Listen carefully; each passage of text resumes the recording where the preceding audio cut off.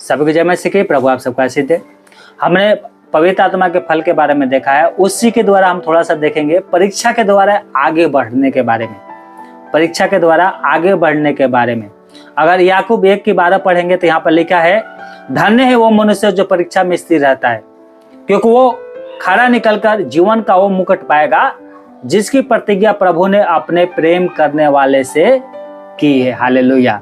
पता है, प्रत्येक परीक्षा आपकी भलाई के लिए एक क्या है, अवसर है। जब आपके ऊपर परीक्षा आती है तो ये सिर्फ आपके भलाई के लिए, सिर्फ परमेश्वर इसलिए आने दे रहे हैं कि आपका भलाई हो। हालेलुया। मेरी परीक्षा मेरे लिए क्या है, आत्मिक जीवन का एक स्वामी है। जब तक आपके ऊपर परीक्षा नहीं आती है, जब तक आपकी उन्नति नहीं हो सकता। उन्नति होने से पहले आपके ऊपर परीक्षा जरूर आएगा। उन्नति मिलने से पहले परमेश्वर आपके ऊपर परीक्षाओं को आने देते हैं। हालेलुया। गलातियों अगर हमने यहाँ पर पढ़ा था 5:22 और 23, तो यहाँ पर 9 फल के बारे में लिखा गया है। आत्मा का फल प्रेम है, आनंद है, मेल है, धीरज है, कृपया है, भलाई है, विश्वास, निर्मलता और संयम है। ये 9 फल पवित्र आत्मा के है और आप इसके अंदर जीना स्टार्ट कर देंगे, ये पवित्र आत्मा के फल आपके अंदर लग जाएगा, तो अब आपकी शुरू होगा परीक्षा। हालेलुया। आपका शुरू होगा परीक्षा, और याद रखिए परीक्षा ही के द्वारा आप आगे बढ़ेंगे। हालेलुया। इसे समझने के लिए आपको पहले यीशु की खास बातें पहचानना जरूरी है। पवित्र आत्मा कैसे आपके जीवन में उन 9 फलों को पैदा करेगा, ओपन करेगा। क्या एक क्षण भर में हो जाएगा, या किसी दिन आप नींद से जागेंगे और अचानक इन 9 फल को अपने जीवन में देखेंगे? बाइबल कहती है ऐसा नहीं हो सकता, इसमें टाइम लगेगा। बाइबल कहती है कि नहीं, ये संभव नहीं है, क्योंकि फल हमेशा धीरे धीरे क्या होता है, बढ़ता है और पकता है। फल को लगने में क्या है, टाइम लगता है। हम सोचेंगे एक दिन में हो जाए, एक रात में हो जाए, नहीं हो सकता, उसको टाइम चाहिए। हालेलुया। उदाहरण के लिए हमें प्रेम सिखाने के लिए परमेश्वर क्या करता है, हमारे चारों तरफ ऐसे लोगों को रखेगा जिनको प्रेम करने नहीं आता, कि आप उनके बीच में प्रेम कैसे किया जाता है आप उनको बता सके। हालेलुया। इसलिए हमारे पड़ोसी भी हो सकते हैं, हमारे रिश्तेदार भी हो सकते हैं, उनको बीच में प्रभु आपको इसलिए रखेगा कि आपको प्रेम करना आता है और आप भी उनको सिखाए। हालेलुया। जब हम उनकी ओर फिरते हैं, तब हम परमेश्वर हमें दुख के बीच असली आनंद सिखाता है। हालेलुया। यदि आप किसी बुरी परीक्षा में कभी नहीं पड़े हैं तो आप ध्यान रखिए, भले होने की दावा नहीं कर सकते। यदि आपके सामने कभी अविश्वासी होने का अवसर नहीं आया तो आप विश्वास योग्य होने का दावा भी नहीं कर सकते। हालेलुया। बेईमानी की परीक्षा से निकलकर ईमानदारी आता है। अगर आपने कभी बेईमानी नहीं किया तो ईमानदारी करना आप नहीं सीख सकते। हालेलुया। और जितनी बार आप परीक्षा में पढ़कर हार मानने से इनकार करेंगे, याद रखिए धीरज उतना ही बढ़ेगा। जब आप अपनी परीक्षा में विजय होते हैं तभी आप थोड़े मसीह के जैसे बन जाते हैं। हालेलुया। आप अपने विजय परीक्षा में प्राप्त करते हैं तो आप मसीह की तरह थोड़ा थोड़ा बनना स्टार्ट हो जाते हैं। हालेलुया। परीक्षा आपके जीवन में कैसे काम करता है आपको पता है? परीक्षा कैसे काम करती है पता है आपको? सुनिए ध्यान से। शैतान आपके भीतर की इच्छा को अच्छी तरह से जानता है कि आपके अंदर कमियां क्या है। समझ गए? ये एक पूर्ण पाप इच्छा भी हो सकती है, जैसे बदला लेना, दूसरे पर अधिकार रखने की इच्छा हो। तो ये शैतान अच्छी तरह से जानता है कि आपकी कमजोरियां क्या है। ठीक है। दूसरा कुरिन्थियों 2:11 पढ़ेंगे तो यहाँ पर इस प्रकार से लिखा है, शैतान का हम पर दावा ना चले, क्योंकि हम उसकी युक्तियों से अनजान नहीं है। हालेलुया। हम उसकी युक्तियों से अनजान नहीं है। हम सोचते हैं कि परीक्षा और जो प्रलोभन है हमारे चारों तरफ होती है, परंतु परमेश्वर कहते हैं कि इसका आरंभ हमारे अंदर से होता है, चारों तरफ से नहीं होता है, हमारे अंदर से होता है। यीशु मसीह ने कहा है, क्या कहा है? मरकुस 7:21-22-23 पद पढ़ेंगे तो आप लिखा है, क्योंकि भीतर से अर्थात मनुष्य के मन से बुरी बुरी चिंता, व्यभिचार, चोरी, हत्या, परम स्त्री गमन, लोभ, दुष्टता, छल, लुचपन, क्रिय दृष्टि की निंदा, अभिमान और मूर्खता निकलती है। ये सब बुरी बातें भीतरी से निकलती है और मनुष्य को अशुद्ध कर देती है। हालेलुया। जब मैं अध्ययन कर रहा था तो मुझे लगा कि मैं आपको बताऊं और आप विश्वास कीजिए, आप इसको ध्यान से सुनिए, ये आपके उन्नति के कारण बन जाएगा। हालेलुया। परीक्षा जो आती है वो हमारे अंदर से, चारों तरफ से नहीं आती, अंदर से आती है, हमारे चाल चलन के द्वारा, सोचने के द्वारा। ये ध्यान रखिएगा। शैतान हमेशा आपको पाप के बारे में कही गई परमेश्वर की बातें पर शक करने के लिए आपको कहेगा कि ऐसा नहीं है, तुम जैसा परमेश्वर कहता वैसा नहीं, जैसे आदम हवा के जीवन में भी आया था। शक करना एक क्या है, परमेश्वर पे क्या है, अविश्वास को दर्शाता है। ठीक है, वो बार बार कहेगा कि परमेश्वर अगर करना होता तो क्यों नहीं किया, परमेश्वर नहीं करना चाहता है, परमेश्वर तुमसे नफरत करता है, वैसे सारे बहुत सारी बातें लेके आएगा। आपको उसकी जो शैतान जो एक हथियार के रूप में आपके ऊपर अटैक करता है, उसको आपको पहचानना है।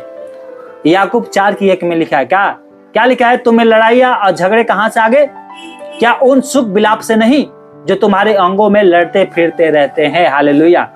बाइबल चेतावनी देता है, इब्रानियों 3 की अगर 12 पढ़ेंगे तो यहाँ पर लिखा है, हे भाइयों चौकस रहो कि तुम में से ऐसा बुरा और अविश्वासी मन ना हो जो जीवते परमेश्वर से दूर हो जाए।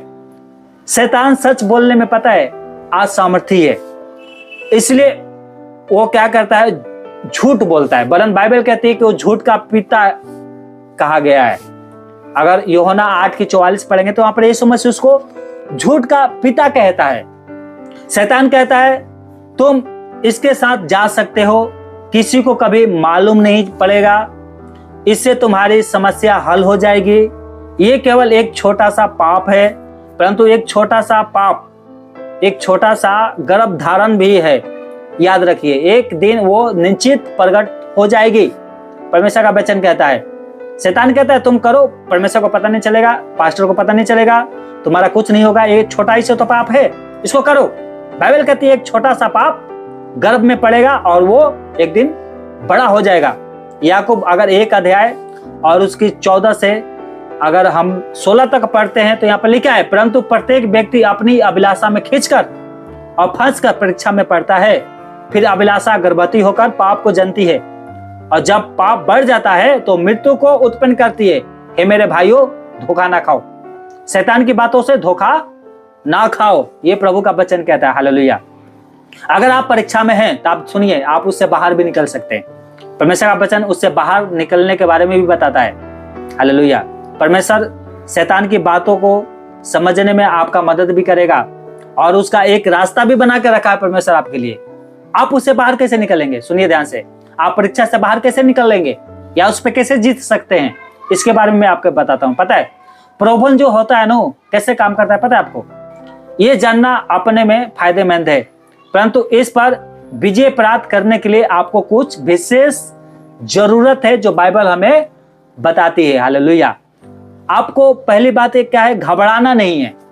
परीक्षा आ रहा है, आने दो, भयभीत नहीं होना है। हालेलुया। पहला कुरिन्थियों 10 की अगर 13 पढ़ेंगे तो यहाँ पर लिखा है, तुम किसी ऐसी परीक्षा में नहीं पड़े जो मनुष्य के सहने से बाहर है, और परमेश्वर सच्चा है, वो तुम्हें सामर्थ से बाहर परीक्षा में पढ़ने ना देगा, पर परीक्षा के साथ निकास भी करेगा कि तुम सह सको। हालेलुया। मैं बता रहा हूं परीक्षा के ऊपर जीतना और उससे बाहर आने के बारे में। हालेलुया।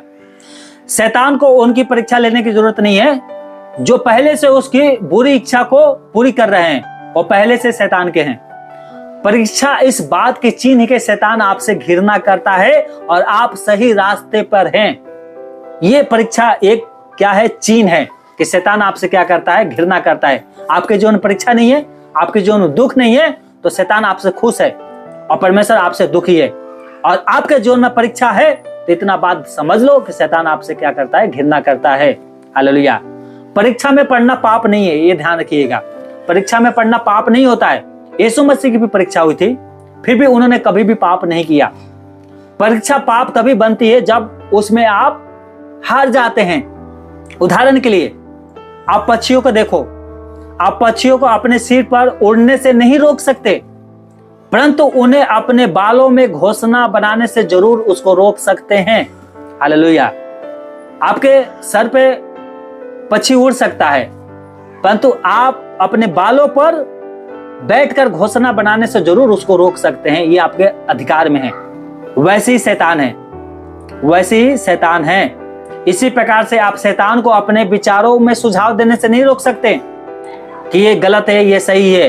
वो लेके आएगा आपके विचारों में, परंतु आप अपने आप को उन सुझाव के अनुसार काम करने से जरूर रोक सकते हैं। हालेलुया। इब्रानियों 4:15 क्या लिखा है? क्योंकि हमारा ऐसा महायाजक नहीं जो हमारी निर्दयताओं में हमारे साथ दुखी ना हो सके, वरन वो सब बातों में हमारी न्याय परखा तो गया तो भी निष्पाप निकला। हालेलुया। यीशु मसीह की भी परीक्षा हुई थी। यीशु मसीह की जो जब परीक्षा हो रही थी तो उसके बाद शैतान तरह तरह की बातें लेके आया था। क्या यीशु मसीह ने सुना? नहीं, बिल्कुल सुना। रोका नहीं रोका, परंतु अपने आप को उसकी वचन के अनुसार काम करने से बिल्कुल रोक दिया। उसी प्रकार से शैतान आपके विचार में सुझाव लेके आएगा, कहेगा ये अच्छा है, ये सही है, ऐसा करोगे कोई बात नहीं, छोटा सा पाप है, लेके आएगा। परंतु अगर आप उसके अनुसार करेंगे तो वो क्या हो जाता है? परमेश्वर की नजर में परीक्षा में हार मान जाते हैं, मतलब हार जाते हैं परीक्षा। बुरी विचार लेके आएगा, तरह तरह की बातें लेके आएगा, ये इसको रोक नहीं सकते आप, परंतु उसके अनुसार काम करने से जरूर अपने आप को रोक सकते हैं। हालेलुया। सुनिए कैसे। उदाहरण के लिए परमेश्वर ने प्रत्येक इंसान को, स्त्री को, लड़की को, लड़का को बनाया है, बढ़िया से बनाया है। उनकी शरीरों को बनाया है, उनके हाथ पैरों को बनाया है, उनकी अंगों को बनाया है। अब यहाँ पर सुनिए सेदार से, जब हमारा नजर किसी स्त्री के ऊपर या किसी लड़की के ऊपर, या आप लड़की हैं या स्त्री हैं, किसी आदमी के ऊपर पड़ता है, तो हम क्या सोचते हैं कि अरे मैं ऐसा कैसे देख लिया, मैं कैसे इसके बारे में मेरा नजर चला गया, उसके ऊपर कैसे नजर चला गया। सुनिए ध्यान से। उस काम कुतरा जो विश्वासी समझते हैं उसको क्या हमें ऐसा नहीं करना चाहिए, नहीं, आपका नजर उसके ऊपर जाएगा। आप संसार में जाएंगे, आप कहीं भी जाए, बाजार में जाए, घर में जा रहे हैं, कहीं भी जाए, आपका नजर किसी स्त्री के ऊपर, किसी पुरुष के ऊपर आपका पड़ेगा। परंतु इतना ध्यान रखिए, ये पाप नहीं है। आप किसी लड़की को देख लिया, कोई अच्छा कपड़ा पहना है या कोई आदमी अच्छा कपड़ा पहना है, आप उसको देख लिए और आप अपने आप को क्या दोषी समझ लेते हैं, ये पाप नहीं है। सुनिए ध्यान से। परंतु जब तक वो काम कुतरा नहीं बन जाता है, जब तक कि आप उसमें रहना शुरू नहीं कर देते हैं, ये पाप है। जब तक किसी स्त्री के बारे में अपने सोचों में गलत नहीं सोचते हैं कि इस स्त्री के साथ क्या है, मुझे सोना चाहिए, या इस पुरुष के साथ मुझे सोना चाहिए, वो पाप होता है। आप जब उसको देखते हैं ये पाप नहीं होता है। उदाहरण के लिए आज क्या है, मोबाइल के जमाना है। हम मोबाइल में तो क्या है, समाचार भी देखते हैं, परमेश्वर का वचन भी देखते हैं, कोई सीरियल देखता है, कोई फिल्म देखता है, गंदे गंदे वीडियो भी आपकी मोबाइल पे आएगी। परंतु जब तक वो पाप नहीं बनेगी, जब तक उस वीडियो पे आप क्लिक करेंगे और उसको शुरू से लास्ट तक नहीं देखेंगे, जब तक वो पाप नहीं है। हो सके आप गलती से क्लिक कर दिए, ये पाप नहीं होता है, ये गलती से हो गया है, परंतु हम उसको देखें, उसके अनुसार काम करें, उसके अनुसार हमारा विचार बन जाए, ये पाप होता है। और परमेश्वर कहता है इन्हीं से बाहर निकलो। हालेलुया। यही होता है परीक्षा। हालेलुया। जिस घड़ी आप परमेश्वर की संतान बन जाते हैं, सुनिए ध्यान से, जिस घड़ी आप परमेश्वर के संतान बन जाते हैं, उसी घड़ी शैतान किसी अपराधी के समान आपके ऊपर ठप्पा लगा देता है कि आज से तू मेरा दुश्मन है। शैतान ये करता है एक विश्वासी के साथ, समझ गए आप? अब आप उस शैतान का क्या है, दुश्मन है, क्योंकि आपने प्रभु के ऊपर विश्वास कर लिया है, इसलिए आप शैतान का क्या है, दुश्मन है। और वो आपके विनाश की योजना बना रहा है, तरह तरह की योजना बना रहा है, चाहे वो लड़की की तरह बनाए, चाहे आपके नाश होने के लिए किसी पुरुष के ऊपर, जिसको बोलते हैं डोरा डालना, है ना। आज औरतें क्या है, दूसरे पुरुष को ऊपर डोरा डालती हैं, चाहे पुरुष क्या करते हैं, दूसरे औरतें के ऊपर क्या है, उनको अच्छी लगती है। शैतान ऐसी योजना बहुत बनाया है आपको नाश करने के लिए। और इतना ध्यान रखिए, जब आप उसमें जीना स्टार्ट कर देंगे, उसका हथियार आपके ऊपर सफल हो गया है। और परमेश्वर नहीं चाहता कि आप नाश हो, इतना ध्यान रखिए। समझ गए आप? सुनिए ध्यान से। कभी कभी आप प्रार्थना करते समय शैतान आपका जो ध्यान है भंग करने और लज्जित करने के लिए तरह तरह के आपके मन में दुष्ट विचार लेके आएगा। इससे आप परेशान या लज्जित नहीं होना है आपको, हालेलुया। इससे आपको क्या परेशान लज्जित नहीं होना है, बल्कि ये जान ले कि शैतान आपकी प्रार्थनाओं से डरता है और उन्हें रोकने के लिए कुछ भी करने के लिए वो तैयार है, कुछ भी करने की कोशिश करेगा। आपकी प्रार्थनाओं से वो सिर्फ वो डरता है। आपका हथियार एक ही है और वो है परमेश्वर, और बिना प्रार्थना के द्वारा आप शैतान को नहीं हरा सकते। जब आप प्रार्थना करेंगे आपके मन में आपका क्या है, सोचों में गलत गलत विचार आएगा, परंतु याद रखिए ये शैतान का एक हथियार है जो आपके ऊपर छोड़ा है, और आपको निराश नहीं होना है, फिर से प्रार्थना करना है, हालेलुया। डरो मत, प्रार्थना करो फिर से, हालेलुया। ये कहकर अपने आप पर दोष नहीं लगाना है कि मैं ऐसे कैसे सोच सकता हूं, मेरे मन में ऐसा विचार कैसे आ सकता है। सुनिए ध्यान से, शैतान बहुत प्रयास करेगा आपको हराने के लिए, आपकी प्रार्थना को रोकने के लिए, परंतु आपको फिर से क्या करना है, प्रार्थना में मन लगाना है, परमेश्वर के ऊपर ध्यान लगाना है, हालेलुया। इस बात को ध्यान रखें। अपनी परीक्षाओं को आपको जानना है और उनके लिए तैयार रहना है, हालेलुया। जो आपकी परीक्षा है उसको पहले तो जानो और उसके लिए आप तैयार रहो, हालेलुया।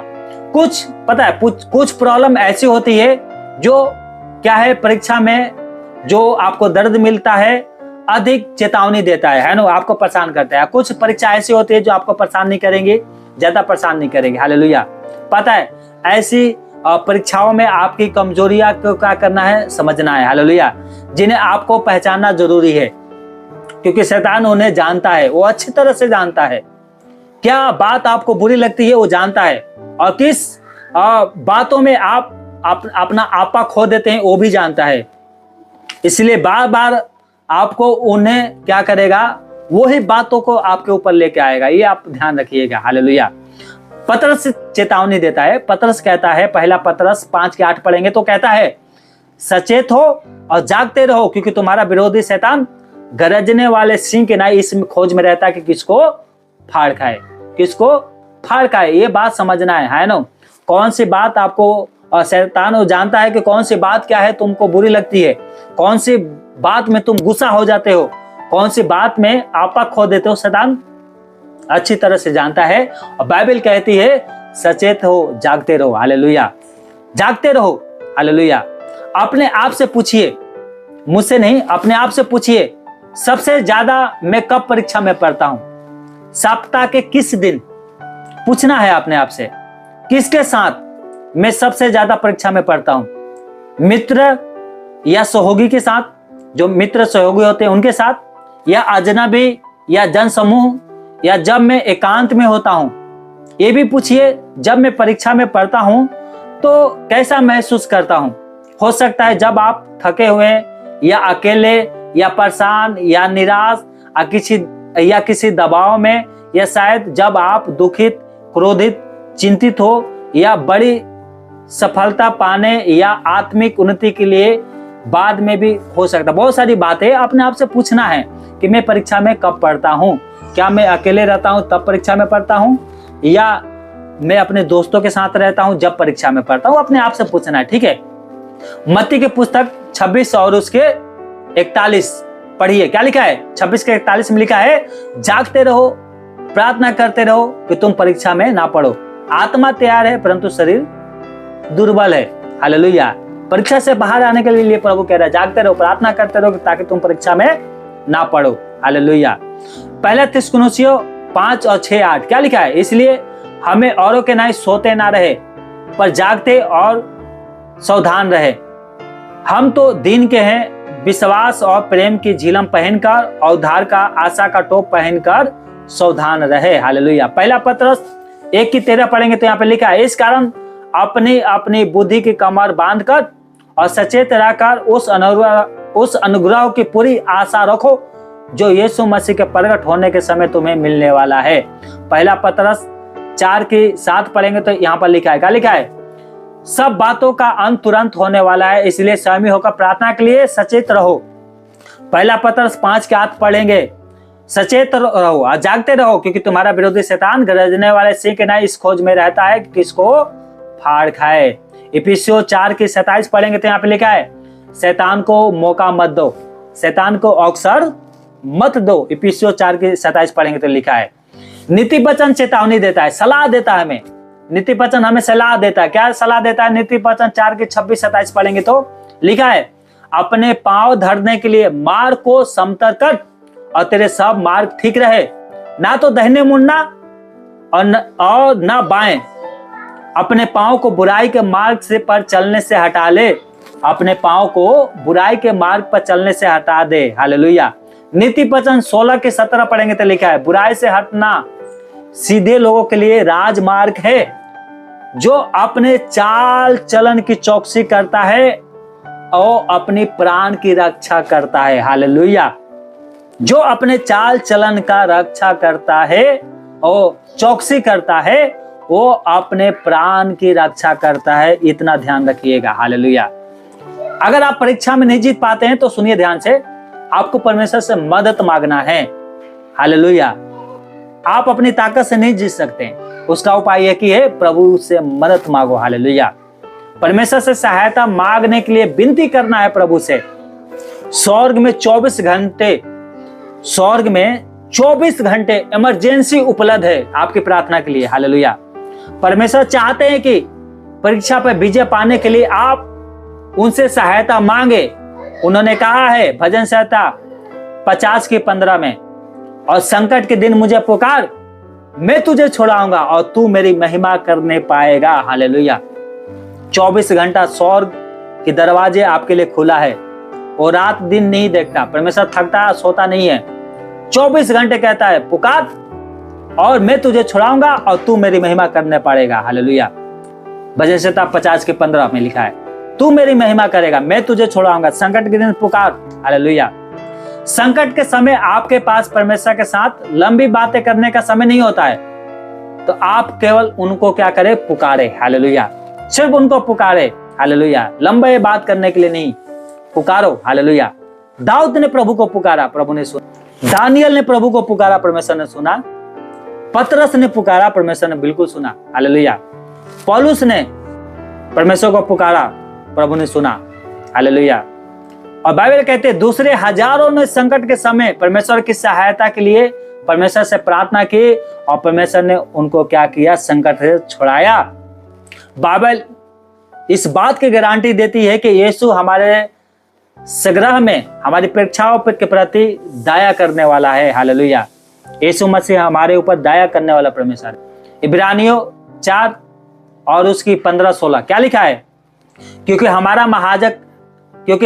ऐसा महायाजक नहीं जो हमारी निर्दयताओं में हमारे साथ दुखी ना हो सके, वरन वो सब बातों में हमारी नहीं परखा तो गया तो भी निष्पाप निकला। इसलिए आओ हम अनुग्रह के सिंहासन के निकट हिवाए बांध कर चले कि हम पर दया हो और वो अनुग्रह पाए जो जरूरत के समय हमारी सहायता कर सके। हालेलुया। जो जरूरत के समय हमारी सहायता कर सके। आओ हम प्रभु के पास चले, प्रभु को पुकारे, जो हमारी जरूरत है उस समय क्या करे, प्रभु हमारी सहायता कर सके। हालेलुया। आप पुकारने वाले बनिए, वो छुड़ाएगा। हालेलुया। आपको परीक्षा से बाहर निकालेगा। हालेलुया। इसलिए साहस के साथ आइए, उनसे सही कार्य करने की सामर्थ मांगे और उसे पाने के लिए क्या करें, अपेक्षा रखें। परीक्षा हमें परमेश्वर पर निर्भर रखती है। हालेलुया। परीक्षा जो होती है परमेश्वर पर निर्भर रखना सिखाती है। हालेलुया। इस प्रकार सब हवा, सुनिए, जिस प्रकार जब हवा किसी पेड़ के विरोध चलती है तो उसकी जड़ें मजबूत होती है, उसी प्रकार जितनी बार आप किसी परीक्षा या संकट का सामना करते हैं तो आप और अधिक परमेश्वर संकट में हमारी मदद करने का इनकार कर रहे हैं, तो हमें क्यों ना उनकी ओर और ज्यादा नजर लगाए। हालेलुया। मतलब और ज्यादा उसको और फिरे, उसको पुकारे। जब परमेश्वर हमारी प्रार्थना के लिए, पुकारने के लिए इंतजार कर रहा है तो हम क्यों ना उसकी ओर फिरे। हालेलुया। सुनिए ध्यान से, ईमानदारी की बात तो यह है कि कभी कभी हम तो चाहते ही नहीं कि हमारी सहायता की जाए। हम यही सोचते हैं, हम नहीं चाहते परमेश्वर हमारी सहायता करे। बहुत सी बातें हैं, ये जानते हुए भी कि ये गलत है। हम स्वयं संकट में, परीक्षा में पड़ते हैं, उस क्षण हम ये सोचते हैं कि परमेश्वर से अधिक हम जानते हैं हमारे लिए क्या सही है। बस ये सच्चाई है। हम परमेश्वर से कभी कभी सहायता पाना ही नहीं चाहते। हम चाहते हैं कि हमारा क्या है सामर्थ, हमारी समझ की सहारा लेना परमेश्वर से अच्छी है, हमारा बुद्धि परमेश्वर की सहायता करने से अच्छी है। हम यही सोचते भी हैं। हालेलुया। कभी कभी हम एक ही प्रकार की परीक्षा में बार बार गिरते हैं, इसलिए सहायता मांगने से शर्म आती है, परमेश्वर से सहायता मांगने से शर्म आती है। परंतु बार बार उनके पास जाने पर और मदद मांगने से परमेश्वर ना तो कभी चिढ़ते हैं और ना उगते हैं और ना धीरज खोते हैं। हालेलुया। ये है हमारा परमेश्वर। बार बार उनको सहायता मांगोगे आप उनसे, वो चिढ़ेगा नहीं, वो देगा। हालेलुया। वो उगेगा नहीं, वो परेशान नहीं होते। हालेलुया। और परमेश्वर चाहते हैं कि हम बार बार क्या है उनके पास जाएं और उससे सहायता मांगे। हालेलुया। बाइबल कहती है इसलिए आओ हम उस अनुग्रह के सिंहासन के निकट हिवाए बांध कर चले कि हम पर दया हो और वो अनुग्रह पाए जो जरूरत के समय हमारी सहायता कर सके। हालेलुया। परमेश्वर का प्रेम आनंद है और उनका धीरज सदैव बना रहता है। यदि किसी विशेष परीक्षा या संकट से निकलने के लिए आपको मदद मांगने के लिए एक बार सुनिए दिन में 200 बार भी परमेश्वर को पुकारना पड़े तो भी आपको दया और अनुग्रह प्रदान करने के लिए परमेश्वर क्या है इच्छुक है। हालेलुया। परमेश्वर उगता नहीं है, कुकुलाता नहीं है। आपको 200 बार भी अगर प्रभु को पुकारेंगे तो वो क्या है परेशान नहीं होता। ये है परमेश्वर। हालेलुया। जब आपको ठोकर लगे या चूक हो जाए तो भी वो जानने वाला नहीं होगी। हालेलुया। मतलब जानलेवा नहीं होगी। जब आपको ठोकर लगेगी या चूक हो जाएगी तो भी वो जानलेवा नहीं होगी। हार मानने में या हथियार डालने के बजाय परमेश्वर की ओर देखे, आप उससे मदद मांगे। हालेलुया। और उसकी प्रतिफल को याद रखे जो आपके लिए क्या है स्वर्ग में रखा है और वो प्रतिफल आपका इंतजार कर रहा है। हालेलुया। परमेश्वर आपको प्रतिफल देने के लिए इंतजार कर रहा है। वो चाहता है कि आप पुकारो और आपको प्रतिफल मिले। हालेलुया। याकूब 1:12 पढ़ेंगे तो लिखा है धन्य है वो मनुष्य जो परीक्षा में स्थिर रहता है क्योंकि वो खरा निकलकर जीवन का वो मुकुट पाएगा जिसकी प्रतिज्ञा प्रभु ने अपने प्रेम करने वाले से की है। हालेलुया। वो आपको प्रतिफल देने के लिए परमेश्वर तैयार है। वो मुकुट भी रखा है। हालेलुया। परंतु आपको क्या करना है? प्रभु को पुकारना है। आपको परमेश्वर को पुकारना है।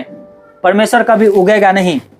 आप ध्यान रखिए, मैं फिर से बताना चाहता हूं, जब आप यीशु मसीह के पीछे चलना स्टार्ट कर देंगे, शैतान आपके ऊपर एक अपराधी के समान मोहर लगा देता है कि आज से तू मेरा शत्रु है, और आपके लिए वो तरह तरह का हथियार बनाएगा, तरह तरह की योजना बनाएगा, तरह तरह का हथियार आपके ऊपर छोड़ेगा। हालेलुया। परंतु आपको याद रखना है सारे हथियारों का तोड़ एक ही है और वो है प्रार्थना। आपको परीक्षा से बाहर आना है, आपको प्रार्थना करनी होगी, आपको परमेश्वर से मदद मांगनी होगी। हालेलुया।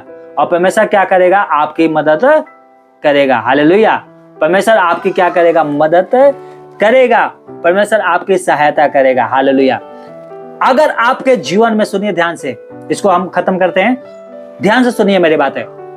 अगर आपके पास वचन नहीं है तो सुनिए, आपके पास क्या है नो, वचन नहीं है, तो एक तरह से जिस प्रकार से एक फौजी के पास बंदूक तो है और उसके पास गोली नहीं है तो उसका बंदूक किसी काम की नहीं है।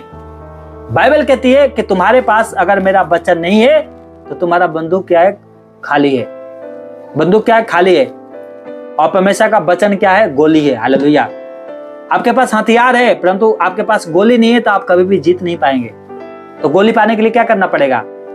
गोली पाने के लिए आपको क्या करना पड़ेगा? आपको हफ्ते में कम से कम एक वचन आप याद करो। सोचिए अपने आप को, महीने में 4-5 संडे आता है, अगर हर एक महीने में आप 5 वचन भी याद करेंगे तो आपका जीवन एक संडे स्कूल के जो बच्चे पढ़ाई करते हैं ना, उनको संडे के स्कूल में वचन याद करवाया जाता है और बच्चे याद करके भूल जाते हैं। आप सोचिए, महीने में अगर 4 वचन भी आप याद करेंगे तो साल में आपके पास लगभग मेरे ख्याल से 52 गोलियां हो जाएगी आपके पास। हालेलुया। 52 या 51 गोली ऐसे। आप कितना मजबूत बन जाएंगे। हर एक, आप बोलते हैं ना हम 10 साल से विश्वासी हैं, 20 साल से हम प्रभु के ऊपर विश्वास करते हैं, आपने 1 साल में कितना वचन याद किया है? आप ये बताओ, तब बताओ कि हम 20 साल से क्या है विश्वासी हैं। प्रभु का आपको 20 साल के विश्वास नहीं चाहिए। आपने 1 साल में प्रभु का वचन कितना याद किया है? आपके पास कितना गोली है? यीशु मसीह के पास शैतान आया, 3 बार आया। यीशु मसीह ने गोली चलाया और शैतान हार गया। जब यीशु के पास वचन ही नहीं होता तो कैसे हराता? तो यीशु मसीह के पास वचन थी, गोली थी, हालेलुया, हथियार भी था, गोली भी था। और धाई धाई क्या किया शैतान के ऊपर? जब अटैक किया शैतान ने यीशु के पास, अपना गोली यीशु मसीह ने चलाया और शैतान को हरा दिया। परमेश्वर कहते हैं मेरा वचन ले लो, मेरा वचन ले लो, और यही है हथियार, यही है परमेश्वर का वचन। इफिसियों 6:17 में पढ़ेंगे, उद्धार का तोप और आत्मा के तलवार जो परमेश्वर का वचन है ले लो। कम से कम हफ्ते में 1 बार तो वचन याद करो कि संडे को मैं जाऊंगे और कम से कम कलीसिया में एक वचन सुनाऊंगे। एक बच्चे के समान वचन को ले लो और शैतान के ऊपर अटैक करो, शैतान आपसे हार जाएगा। यीशु मसीह से हार गया क्योंकि उसके पास वचन था, उसके पास गोली थी जो परमेश्वर का वचन है, जो तलवार कहा जाता है। आपके पास कितना गोली है? अपने आप से पूछिए। आपको कितना वचन याद है? अपने आप से पूछिए, ठीक है। प्रभु आपको आशीष दे। सबको जय मसीह की।